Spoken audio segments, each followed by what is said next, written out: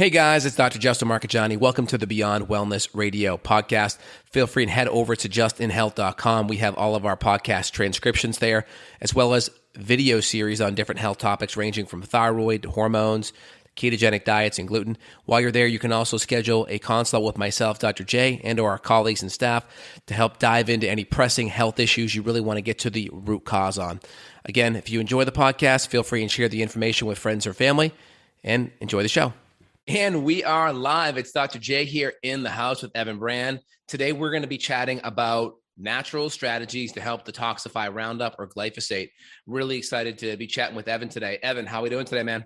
Doing really well. This is a super important topic. You're seeing many lawsuits around the country happen, and Bayer, who bought Monsanto, they're really trying to get out of it. I've seen several, I'm no law expert, but I've seen several stories about how basically they're trying to just throw one lump sum out there for all the cases, as there are thousands and thousands of cases coming at them because of different cancers like non-Hodgkin's lymphoma that people are claiming that has been linked to their glyphosate exposure, whether it was like the school grounds worker who was a famous story or other people. They're really coming at them hard, and they're really trying to weasel this way out of it. And then I saw news just last week, actually, that glyphosate is actually going to be phased out. I don't know if you saw this, but it said it's going to be phased out by 2023. So I sent this news article over to Stephanie Seneff, who I've interviewed several times about glyphosate. And she goes, yeah, I saw this. They're probably just going to come out with another slightly different molecule that's just as toxic. So she didn't think it was that exciting news. Interesting. Yeah. I mean, I wouldn't be surprised. It's kind of like a lot of the medications, they have mini-me's for it, right? Something that they can repatent, almost the same molecular structure. So they know it's going to work based on the previous medication or compound, but they don't really have to do too much R&D on it because it's so close to where it was. So yeah, I get that. Maybe probably the same toxicity profile too. So that makes sense. Hopefully that's not going to be the case. But either way, we have a lot of toxins in our environment, and Roundup's just one. That we have a lot of other pesticides, herbicides, rodenticides that are out there. Obviously, a lot of potential chemicals in the water, air. And so Roundup, or we can kind of put Roundup or pesticides all in the same category. I think that's pretty fair. So, first thing is try to mitigate the use of them on your property. I mean, I use a little bit of pesticides in a spot treating manner. We try to avoid anything blanketed or anything just, blanketed across the board. We don't really play out in the grass that much. I mean, so if your kids are rolling around out in the grass, definitely pay extra money and have those weeds picked up by hand.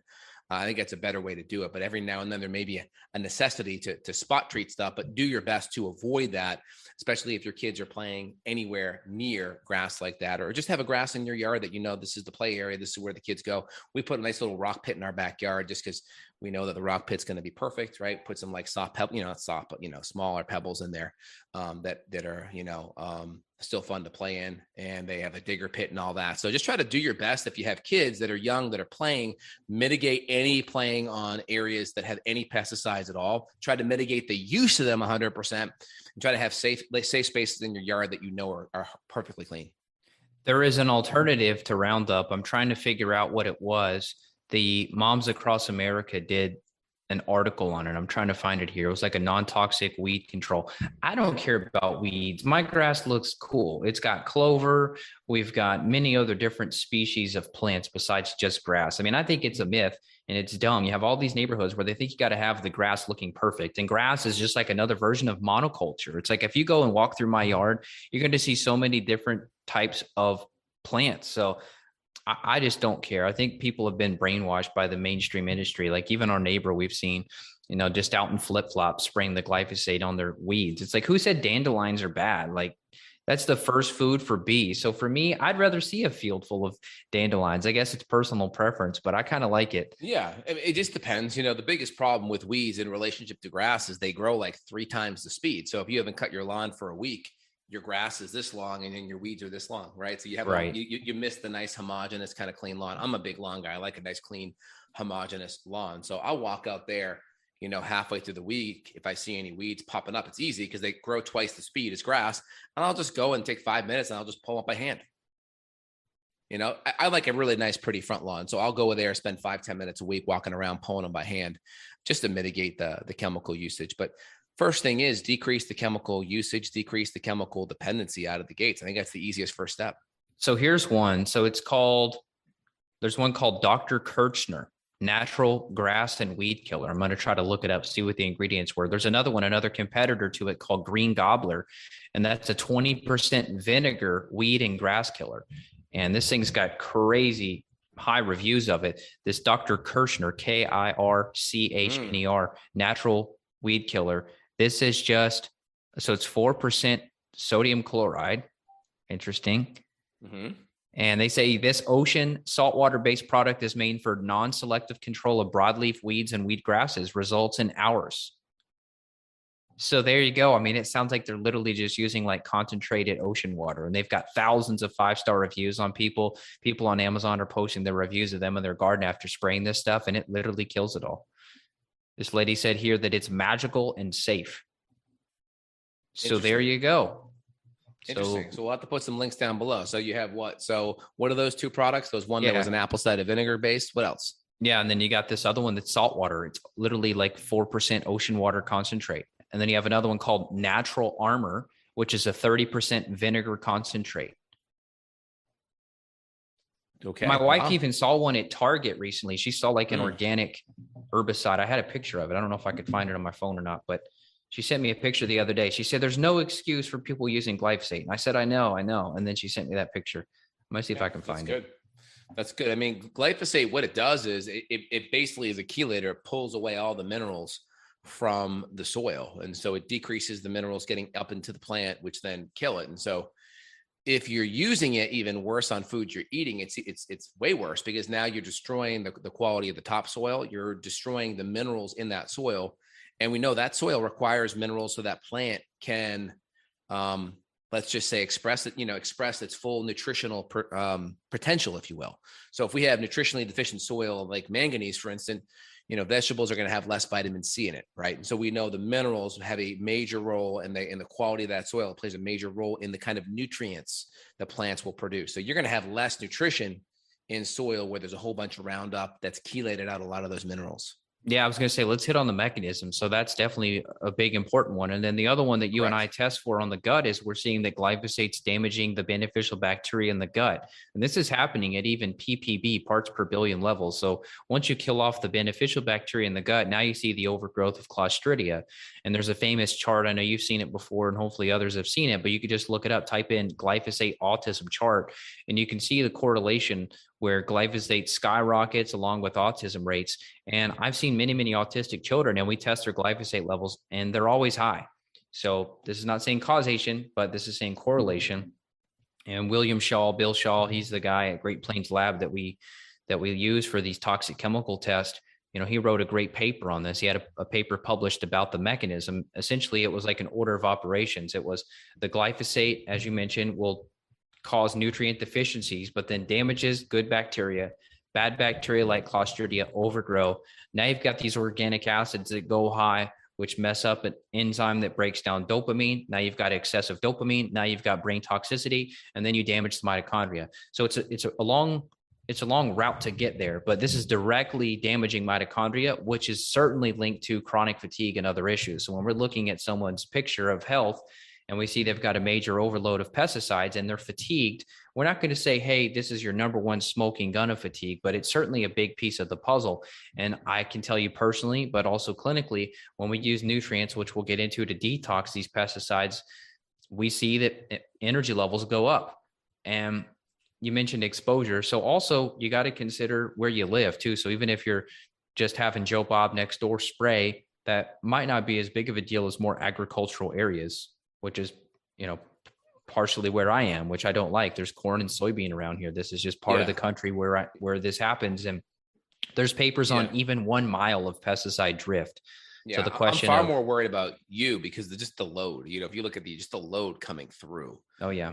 In your area, it's got to be, orders of magnitude, 10, 100x more than just a general, residential person that's just trying to knock down weeds a little bit, for sure. Totally. So which we're aware of. We're working on it. We've got an exit. So We're working on it, but yeah, luckily we've been doing a lot of things. Are you ready to talk about some of the solutions? So obviously avoidance, external exposure, trying to stay away from it, watching out for like playgrounds. A lot of playgrounds, they're too lazy to pull the weed, so they're just going to spray it. So you'll see often signs at playgrounds like watch out, and you can tell that they've sprayed on the mulch where the kids are playing.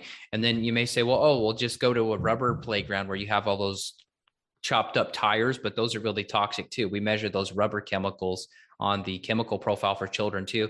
Yeah. I had a young child actually, was a client who was diagnosed with a rare type of cancer. And we looked at the levels of 1,3-butadiene and maybe some other chemicals. And these are all from synthetic rubber. And this kid was like a superstar soccer player. And he was playing indoors like 24/7. This kid was on these fake rubber mats, and his levels were like 100x higher than 95th percentile, and that was a known carcinogen. So we can't say the rubber caused it, but man, it was certainly a big smoking gun in his case. What's the chemical name? It's 1,3-butadiene. It's on the Great Plains Chemical Report. It just says used in the production. Rubber. Yeah, it just says used in the production of synthetic rubber. Yeah, so it's definitely possible, right? So, I mean, out of the gates, the first thing is we look at our food. Right. First thing is make sure your food's organic, because you're going to have major exposure if you're taking things in internally. Right. Things on the outside of the world, like if you're touching it, right, that's going to be a problem. So one, try not to use it at your property. Or if you do, we try to use it more like not glyphosate, but like kind of more natural version in the front yard, spot treated. But in the backyard or in the play, any area where we know the kids actually play, like that's just going to be off limits. So we try to make sure it's super clean and good there. And then number two is, air is going to move all this stuff around. So even if your yard's clean, your neighbors may not be clean. So you got to make sure air filtration in your home is dialed in, so you can mitigate it potentially being in the home and breathing it in constantly. So air filters in the home, water filter, because there's also the worry about it getting off into the water table. And if you have a well or anything else, very concerning. So you want to make sure good quality water filtration. And then, like I mentioned earlier, organic food, and try to mitigate its usage around your property, or try to choose natural sources. Yeah, I'm glad you mentioned the water too, because that's important. Believe it or not, even glyphosate's being found in rainwater, which is crazy. It's literally raining down glyphosate because it's evaporating from various farms and agricultural areas. And then it's moving through the wind currents and then getting rained down on people. And you may say, oh, well, that's got to be such a trace amount, it doesn't matter. Well, that's the thing. We're finding that these compounds are active against the beneficial bacteria in your gut at these part per billion levels. So you really can't brush it off. People will try to brush it off, but it's the small levels and it's the synergistic effect, right? So if you've got a little bit of that, and then you've got it from your diet, plus you've got it from your water supply, plus you're getting rained on in your organic garden, this adds up over time. And you and I see bacterial overgrowth every day, all day. And we know that this is certainly linked to the disruption of the gut, these chemicals. So it's too important to ignore. The air filters is a tough one. I asked Stephanie Seneff about that. I said, hey, what is the actual size of glyphosate? I can't find it. I'm trying to figure out, because you'll see air purifiers talk about a 1 micron or a 3 micron filtration. And she said, oh, no, there's no way you'll ever be able to filter it. It's too small. So that's what she said, but I can't find anything about the size of it. I've asked a couple companies about it, and they say, oh, yeah, no problem. Our air filter will take care of it. And another company said, oh, yeah, our air filter should destroy the molecule. But I don't know how you would test that. You'd have to have somebody spray a bottle of glyphosate into a room and then run the purifier and see what happens. But it's removed so many other things that it's a non-negotiable for us. And I know you the same, like air purifiers. Yeah, it's removing a lot. I mean, we like the Austin Airs just because they have the 30 pounds of activated charcoal and zeolite. And those binders, would have positive effects binding up these things. And so it's definitely going to decrease the load for sure if it's blowing through a HEPA filter and also through the 30 pounds of zeolite and activated charcoal. It's going to have mitigating effects. It's going to be better off, on when it's out than before, right? And so I think it's still a good thing to have. To what degree, I don't know, but in general, it's good to have. Of course, the water is a big one. So I try to have all my water that I drink personally reverse osmosis. So we have a whole house filter that's carbon based that filters out a lot. And then I have a under the counter filter where I drink my water and make smoothies from, or make my coffee from, or use for cooking. Like that's all RO. And so we have a little mineral support supplement that will add minerals back in, because the biggest problem with RO water is the depletion of minerals. But I'd rather always have the water cleaner and then add minerals back. It's always easier to add minerals back than take toxins out. Right. Always Yeah. easier. For sure. For sure. I mean, I Yeah. have So people you like, hit, oh my God, the minerals in the water, there's no minerals. Like, yeah, but there's no the toxins are way less. So now I'm okay with less toxins and just being able to add a good trace mineral support back yeah. into the water. Yep. Yeah. And people So you talk can do about, like you can do like a Redmond's Real Salt. You can do a trace mineral support with some extra potassium and magnesium. All that's fine.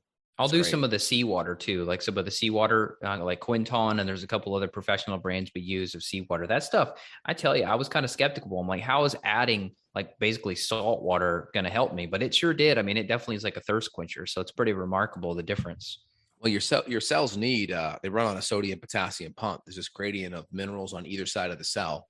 I think it's what sodium's on the outside, potassium's in it. It does a little switcheroo. Sodium goes in, potassium goes out, and you need that gradient to happen for the cells to communicate and work properly. So if you're low in sodium or potassium, that sodium potassium pump's not going to work optimally. You can feel it. I'm telling you, it's significant. All right, let's hit on some of like the detox strategies if you're ready. I So think the easy so one.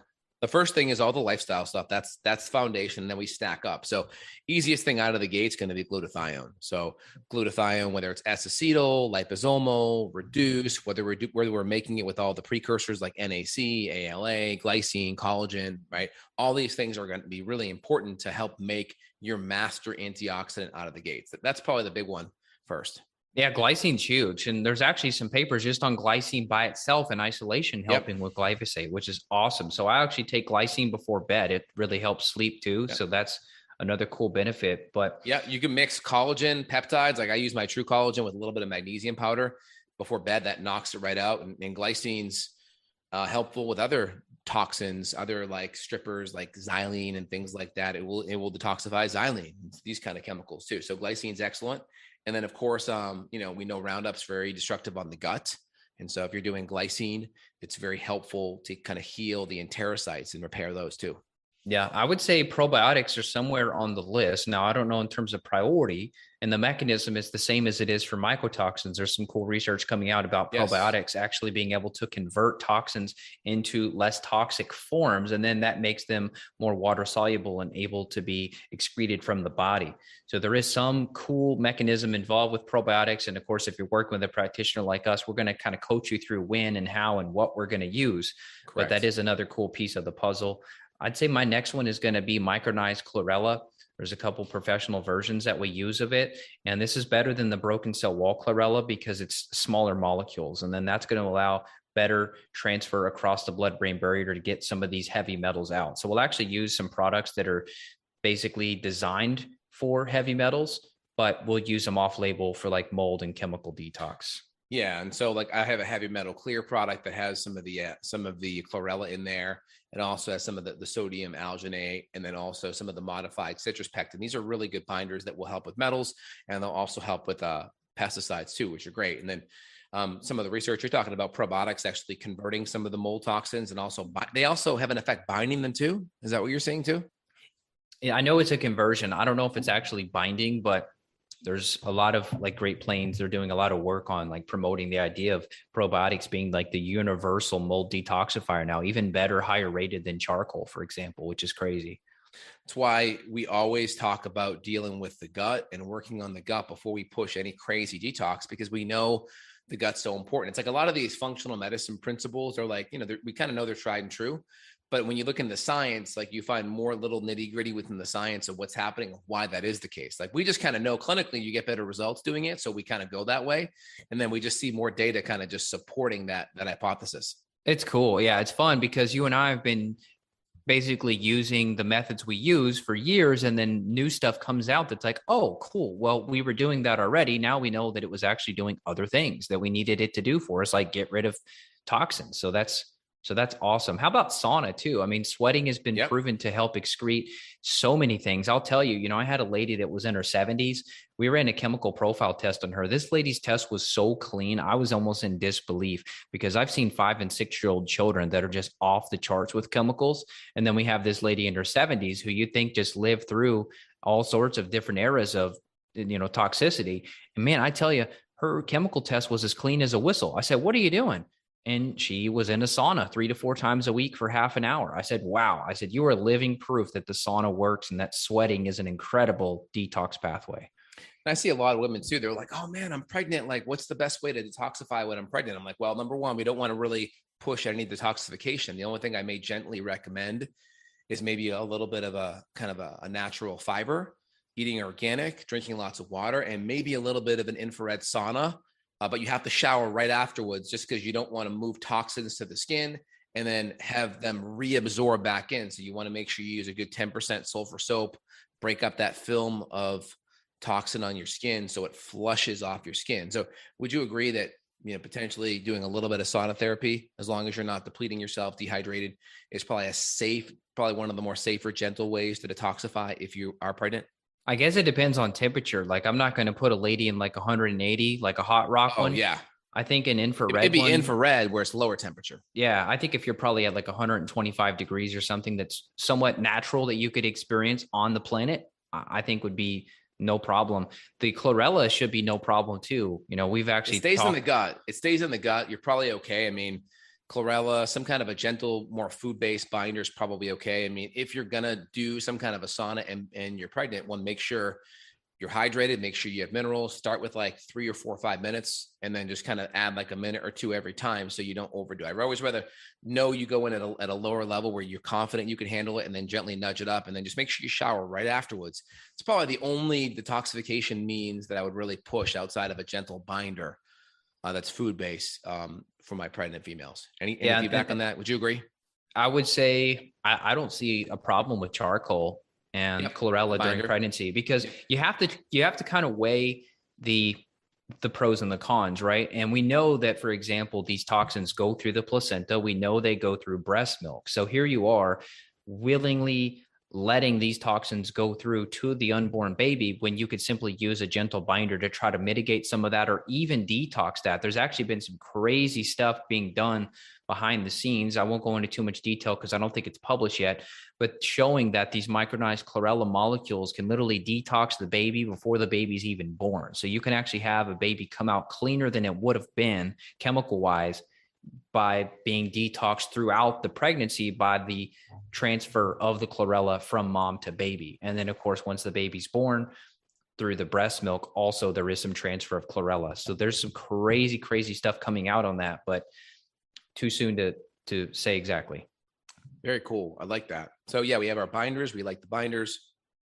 And again, talk to your OB if you're a person that wants to look into that when you're pregnant. Just be careful. I always recommend do all this stuff before. But if you waited and you have issues and you got to do it now, talk to your OB, talk to your functional medicine doc before you ever do that. We typically don't push any hard detoxification when patients are pregnant, just because we're mobilizing a lot of toxins unless we do it a very, very gentle way, like we mentioned before. Outside of that, I would say we talked about all the big binders. Oh, water filtration. We'll put some links down below with some of the RO and whole house activated charcoal carbon-based filters that I personally use and Evan uses. We'll put some recommended links so you guys have that. That's going to be really important. I'd say air, water, organic food.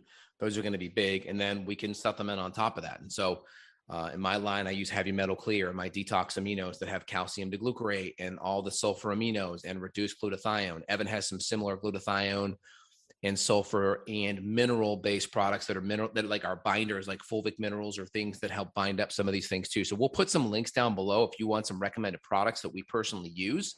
And we kind of gave you some of the big mechanisms, right? One's binding, right? You're binding some of it up.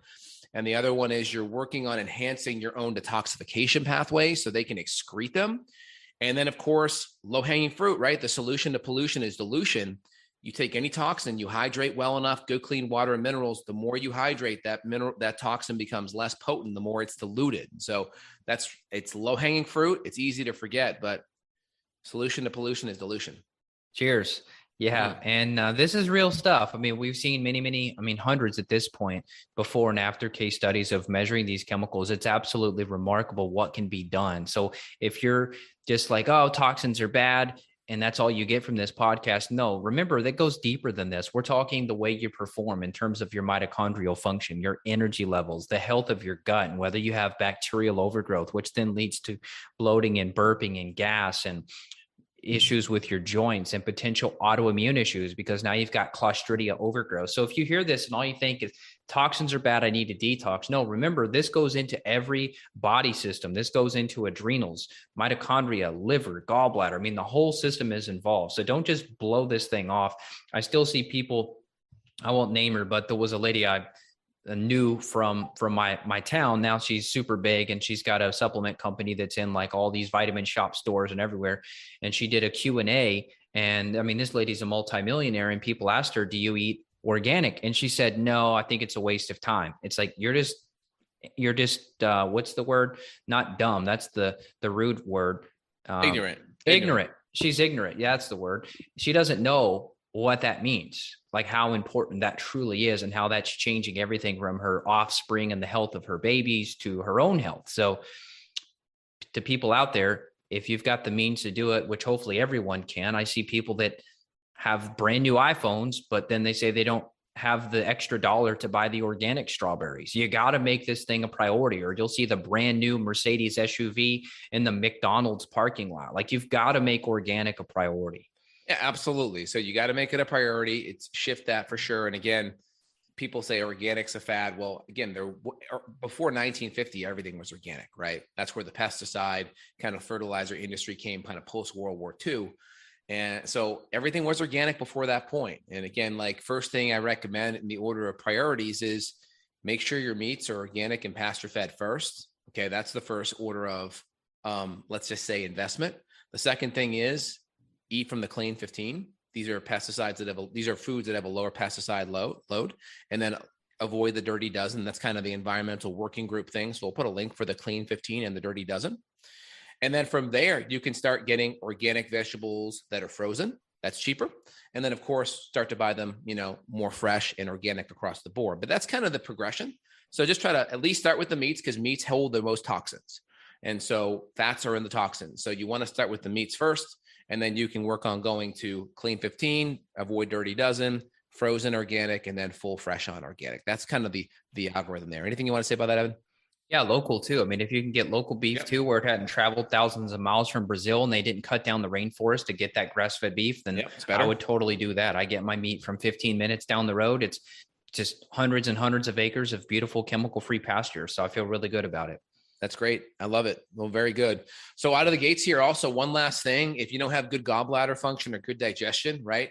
You're constipated, you're not pooping every day, you're having a hard time digesting food, you're not breaking fat down or protein well adequately, your stools are floating, excessive skid marks, streaks, those kind of things. That means you're not breaking down fat, you're not breaking down protein adequately, you're not moving toxins through your bowels adequately. You're going to be reabsorbing that.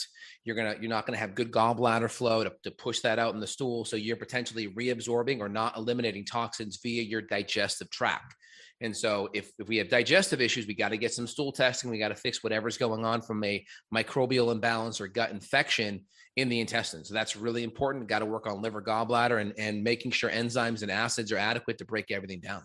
Yep. Good call. And if you need help, you want to get some of this testing done, investigate your gut, look into your chemical toxicity, you can reach out to Dr. J or myself. His website is justinhealth.com. If you need to reach out, it works worldwide, FaceTime, phone, Skype, any way you need to connect, you can connect there. So justinhealth.com. And for me, Evan, it's evanbrand.com. And we look forward to helping you also. Reach out. We offer intro calls too. You can chat with us and figure out exactly what's going on symptom-wise. We'll see if you're a good fit for care, and look forward to helping you out. Yeah, we're here for you all, guys. Awesome. And if you enjoyed it, thumbs up, comments down below. And we're here, justinhealth.com, evanbrand.com, and write us a review too. We appreciate it.